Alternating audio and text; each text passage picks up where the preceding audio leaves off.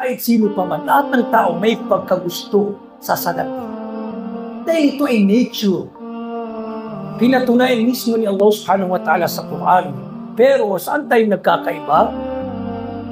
Dito tayo nagkakaiba sa dalawa. Kung paano kinikita, kung paano kinukuha, kinikita ang pera o salapi, at kung paano ginagamit o kung saan ginugugol ang mga kayamanan tulad ng salapi o pera. Dito tayo nagkakaiba. Sabi pa ni Ibn Abbas radiyallahu anhu pa, tingnan nyo isa din sa diwa kung saan tayo nagkakaiba doon sa pagkakaroon ng salapi o pera. Yung sinabi natin kung paano kinikita at kung saan ginagamit o ginugugol. Pangatlo, yung sobrang pagkahumaling. Nature nga natin, pero kapag sobra kang naghumaling, naging saking o sobra, nagmalabis ka sa pagkagusto, pagmamahal sa salapi, dito tayo nagkakaiba. Merong mga tao na satisfied, kung meron, alhamdulillah, kung ano yung binigay ni Allah, alhamdulillah. Meron naman na sa sobrang pagkahumaling, pagnanasa, ang pagkagusto sa salapi, yun ang ginawa niyang goal.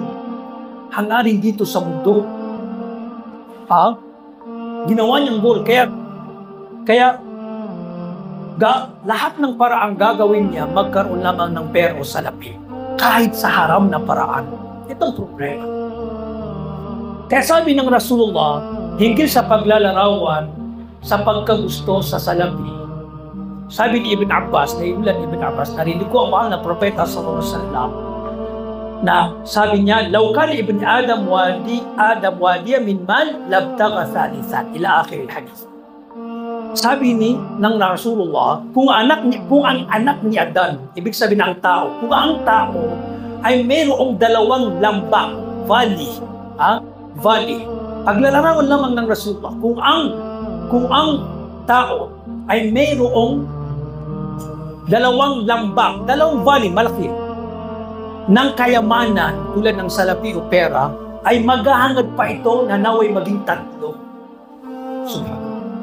Tingnan nyo ang paghalimbawa ng Rasulullah hinggil sa pagmamahal sa pera o salapi.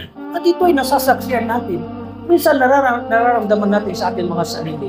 Kung hindi tayo maging aware, subhanallah. Minsan magkaroon ka ng 50,000, hinahangad mo pa naway maging 100,000. No? Hinahangad mo pa. Nature talaga. Pero kung ang problema, kung saan mo kinikita, saan mo ginugugol, o di kaya napapalayo ka na ng iyong salapi kay Allah subhanahu wa ta'ala, wala nang pagsamba, wala nang sadaka, wala nang zakat, dito tayo nagkakaiba. Ito yung sinasabi natin kung saan natin ginugugol sa salapi.